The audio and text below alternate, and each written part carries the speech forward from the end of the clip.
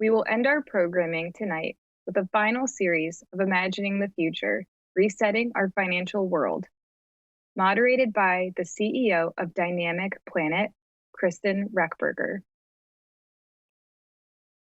To end our Earth Optimism Summit, we have Steve Case, one of America's best known and most accomplished entrepreneurs. He's a pioneer of the internet by founding America Online and is now a major investor in other entrepreneurs through Revolution, Roger the Rest Fund, and the Case Foundation. Welcome, Steve. Great to be with you, Kristin.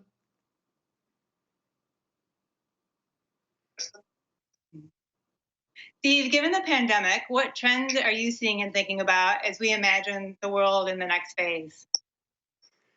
Well, for starters, the trend is we're all working from home and connecting digitally, like with this digital summit. So it forces some changes in habits, but it also gives us a different kind of perspective. It's particularly interesting for me because, as you know, we started America Online AOL in 1985. So 35 years ago, only 3% of people were online, and they're only online an hour a week.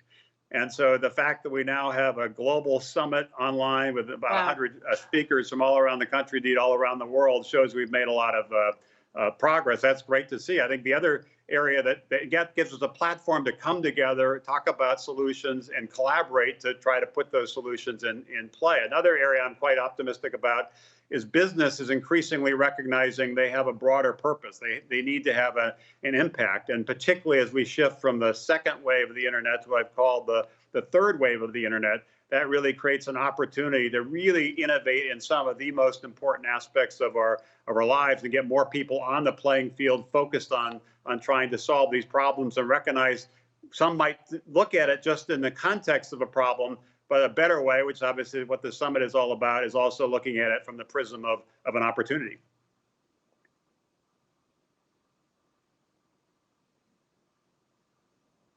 Very cool.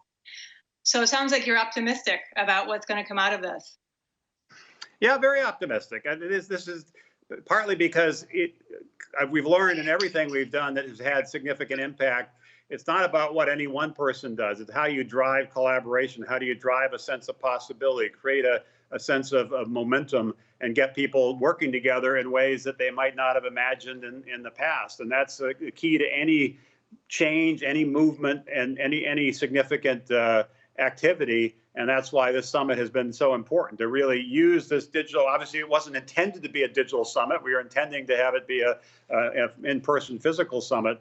But because it had to shift to being digital, we actually are able to reach more people in more places than we could if we did have it just in Washington, D.C. So I think it's been a great opportunity to have people talk about a whole variety of different issues, to put some specific programs in place, actions in place, and try to mobilize all of us to do more to try to really, in an optimistic way, move forward.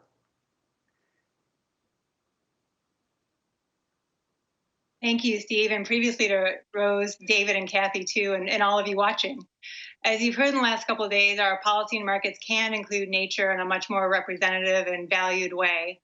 And while we're in a tough moment, we're optimistic that we can address our converging crises of COVID-19, climate change, and biodiversity loss to reboot our economies with best science, innovation, entrepreneurship, public engagement, and ambitious policies, which will ensure resilience and sustainability. So now, as the chair of the Smithsonian Board of Regents, Steve will close our awe-inspiring couple days. Over to you, Steve. Well, thank you, Kristin. Again, thank you, everybody who's made this possible. Certainly the leadership, Nancy and Ruth and the whole team that really envisioned this Earth Optimism Summit and worked together for a long period of time, bringing a lot of partners to bear to make it possible. The whole idea, as you all know, is how do we shift this dialogue from being around doom and gloom to being much more around opportunity and optimism.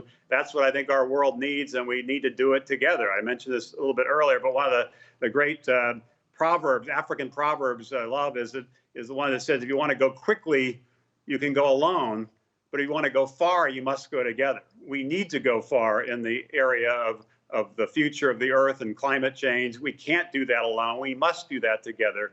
Hopefully, this very difficult virus we're dealing with, this crisis we're dealing with, both a health crisis and now an economic crisis, has been a little bit of a wake-up call, kind of perhaps forced us to take a step back and pause a little bit, reflect on where we are, where we've come from, but more importantly on where we're going to go. And hopefully people will come together in an optimistic way to solve these problems. The Smithsonian is certainly proud to be hosting this summit. Lonnie Bunch, our secretary, kicked off the summit. I'm honored to be able to close it because it's not just an important issue to the Smithsonian, it's also a great example, as Lonnie talked about, of where we want to move the Smithsonian, which of course we love the 19 museums and the zoo and the research organizations we have in this country and other parts of the world. But we recognize it's not just about what we can do physically. It is like this, what we can do digitally. How do we reach more people in more places? What Lonnie's called the virtual Smithsonian. How do we reach 1 billion people? Far more than can ever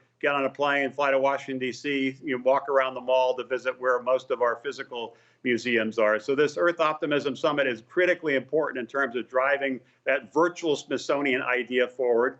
And it's also critically important in driving the idea of one Smithsonian. How do we bring the Smithsonian together in a more united, collaborative way, both the different parts of the Smithsonian and partnering with other organizations, just as we've done with this summit. So I'm so proud of the Smithsonian, so proud of the team that has put on this Earth Optimism Summit. It's a critical moment in our world that we really need to figure out ways to come together, collaborate in different ways, be optimistic, seize the opportunity. And the Smithsonian has been honored to be the host of this. Hopefully, the next time we convene the Earth Optimism Summit, we will be able to have more of a physical presence to it, not just a digital presence. But this has been a terrific couple of days. I've watched much of the programming. And I just want to thank everybody who took the time to be part of it, to be a speaker, everybody who's taken the time to listen, everybody who's been working behind the scenes for a long period of time to make this possible. And in the final word, I just urge everybody to reflect on what they've heard, what they've learned over the past couple of days, and figure out 1 or 2 things that they can do to take action, to not just be thinking about it, but doing something about it, and particularly doing it with others, doing it together, building on that African proverb. How do we work together, collaborate together to create a better world, a more inclusive world, a safer world, a healthier world, and an optimistic world. So thank you all for being part of the Earth Optimism Summit. We're very proud to be hosting it. Hope to see you all soon. Until then, stay safe.